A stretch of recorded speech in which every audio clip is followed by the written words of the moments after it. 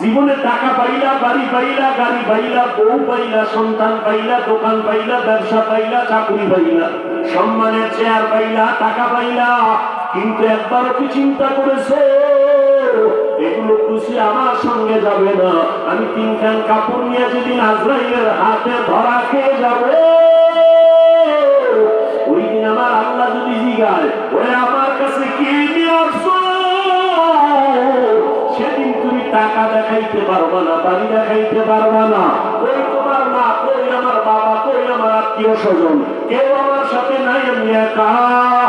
যদি বান্দা আমার রবের আপন বানাইয়া যাও, আর অন্ধকার কবরে যাওয়ার পরে যখন প্রশ্ন করা হবে রবের পরিচয় দাও, ধর্মের পরিচয় দাও, রাহমাতুল লিল আলামিনের পরিচয় দাও, আমার আল্লাহ পাক জবাব দিয়ে বলবে ফেরেশতা এরে আর ডিস্টার্ব করিস না, এ আমার মুহাব্বতের গোলাম, জান্নাতের সাথে রাস্তা বানাইয়া দাও, বিছানা দিয়ে দাও, আমার বান্দা আরামে ঘুমাবে, কিয়ামত পর্যন্ত কেউ যেন ডিস্টার্ব না করে। আর যদি নামাজ না নিয়া বেপরদা হইয়া গুনাহ নিয়া আজরাইলের হাতে ধরা খাইয়া কবরের মধ্যে যাও, গুনাহগারকে যখন বলা হবে রবের পরিচয় দে, বলবে হা হা লা আদরি, আরে ধর্মের পরিচয় দাও, গুনাহগার বলবে হা হা লা আদরি, আফসোস আফসোস আমি কিছুই জানি না। ওরে রহমতের নবীর চিনোনি? ভাই না, আমি চিনি না, আমি তো রহমতের নবীরে কখনো দেখি নাই, তার সুন্নতের আমলও করি নাই, আমি হতভাগা। তখন নবী বলেন, আল্লাহ গায়েবী আওয়াজ দিয়ে বলবেন, ও কবরের ফেরেশতারা, এই নাফরমানের আর সুযোগ দিয়ে না, আমি দুনিয়াতে কম সুযোগ দেই নাই, আমার দেওয়া পানি, আমার দেওয়া বাতাস, আমার দেওয়া সূর্যের আলো, চাঁদের আলো, আমার দেওয়া ফল ফুরুট খাইলো, শুকর আদায় করে নাই, নদীর মাছ খাইয়া শুকর আদায় করে নাই, আজকে ওরে আর ছাড় দেওয়া যাবে না। জাহান্নামের রাস্তা খুলিয়া কবরটাকে জাহান্নামের আগুন দিয়া ভরে দাও। আল্লাহ বলবেন, ও কবরের মাটি, এই নাফরমান গুনাহগারের দুই পার্শ্ব থেকে জোরে জোরে চাপ দাও, এত জোরে মাটি চাপ। ও আল্লাহর বান্দারা একটু চিন্তা করো, আরে দুনিয়াতে গরম সহ্য করতে পারি না, একটা মশার কামড় সইতে পারি না, একটা পেটের বাড়ি সইতে পারি না, গুনাহ নিয়ে গেলে কবরের মাটির চাপ কেমনে সহ্য করবা? এই চিন্তা করে করে সাহাবায়ে কেরামের সারা জীবনের কান্না কান্না আর কান্না। আবু বকর নামাজে দাঁড়ায় কাঁদে, ও মালিক তোমার আদালতে কেমনে দাঁড়াবো? আরে আমার নবী, যে নবীর কোনো গুনাহ নাই, আম্মা জান আয়েশা রাদিয়াল্লাহু তাআলা আনহা বলেন, একদিন দেখি নবী আমার রুমে বসা গুনগুন করে কান্না করেন। আমি জিজ্ঞাসা করলাম, ইয়া রাসূলুল্লাহ, আমার রুমে বসে আপনি কান্না করেন কেন?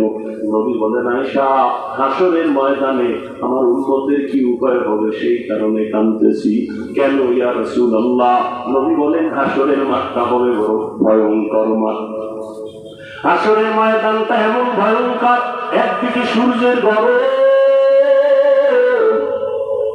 অন্যদিকে জাহান্নামের আওয়াজ। আবার আমার আল্লাহ রাগান্বিত আওয়াজ দিবেন আর বলবেন, লিমানিল মুলকুল ইয়াউম লিল্লাহিল ওয়াহিদিল কাহ্হার। আল্লাহ পাকের কুদরতি রাগান্বিত আওয়াজে হাসরের মাঠ থরথর করে কেঁপে উঠবে। ও আয়েশা, এমন হালাত হবে, নবীরা পর্যন্ত কান্নার আওয়াজ। মুসা নবী কাঁদবেন, আল্লাহ আমাকে বাঁচাও। ঈসা নবী কাঁদবেন, আমাকে বাঁচাও। মুসা নবী কাঁদবেন, ইব্রাহিম নবী কাঁদবেন, আমারে বাঁচাও। নবী বলেন, তখন আমি সিজদায় পড়ে যাব, উম্মতেরা সব নবীর থেকে ফিরে ফিরে আমার কাছে আসবে। আমি আল্লাহ দরবারে মাকামে মাহমুদে কান্না করব। অন্য নবীরা তো নিজের চিন্তায় কাঁদবেন, আর আমি একবারও বলবো না আল্লাহ আমারে বাঁচাও। আমি কান্না করে আমার আল্লাহকে বলবো, আল্লাহ আমার উম্মত, আমার উম্মত, আমার গুনাহগার উম্মতেরা বাঁচাও। আমার একটা উম্মত যেন জাহান্নামে না যায়, জাহান্নামের আগুন সহ্য করা যাবে না।